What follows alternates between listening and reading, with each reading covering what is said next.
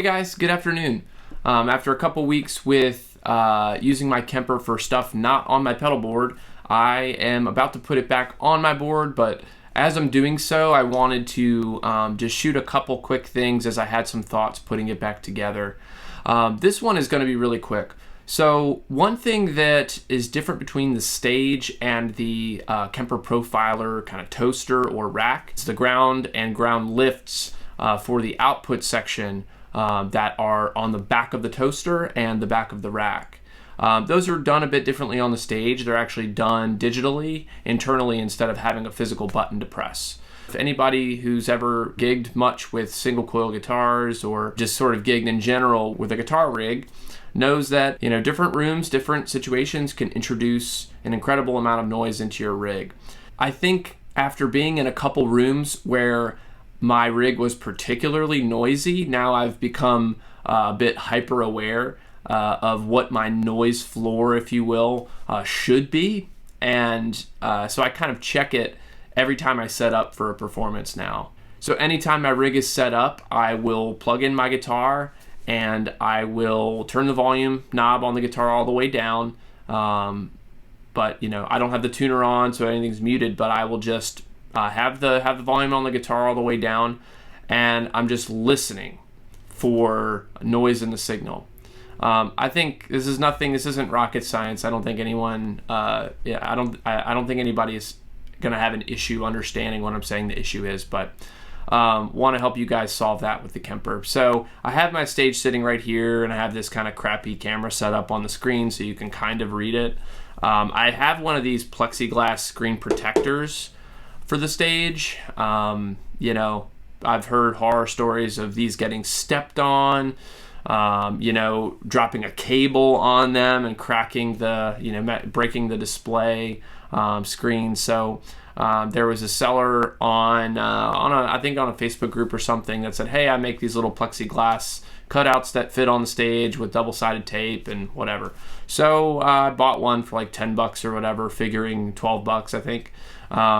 Figuring that, hey, if it helps save my screen even once, that's great.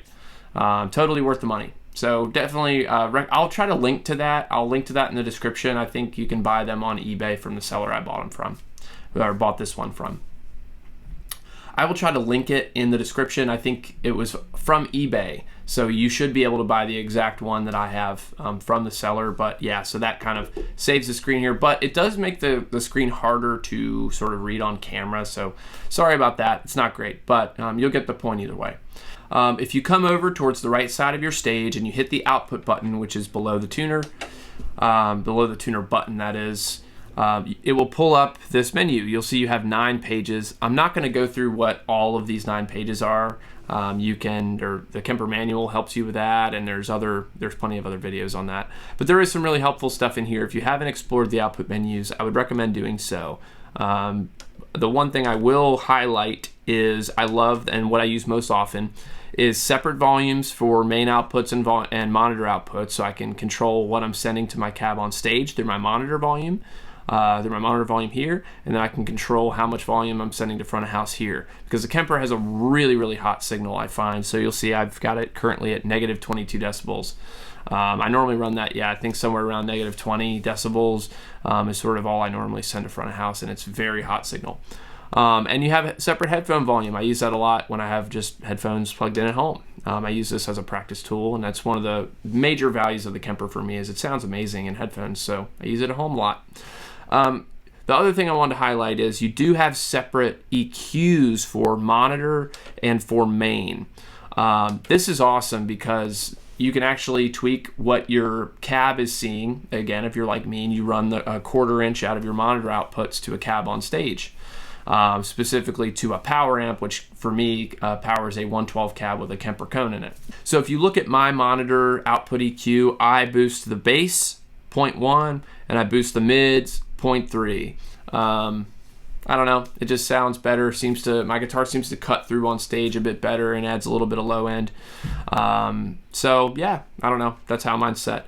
So I did play for a band that had a consistent PA and sound engineer for a while, and I had for whatever reason, I was just boosting the mids and sending them to front of house, And we just got talking about this one day, and I said, yeah, I'm actually sending you, I boost the mids to front of house. I think I probably had it at 0.5 or 0.4 or something. They said, interesting.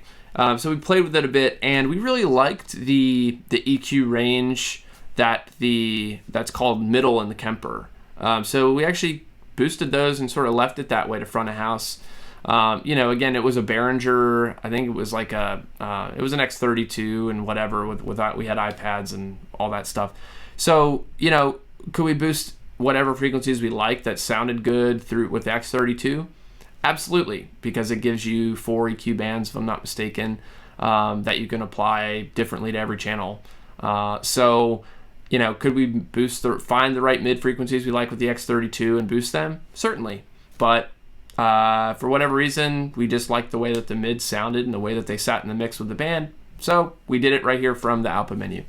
Anyway, moving on. So I'm going to put that back to flat because I don't do that anymore. All right, so the one I really wanted to talk about, of course, is, the Kemper cone menu is pretty awesome. You can do a lot of cool stuff here. The sweetening is sort of interesting. I don't even know how to explain how that works, but just mess with it if you have a cone. It's pretty fun. Anyway, what we're here to talk about is the ground lifts.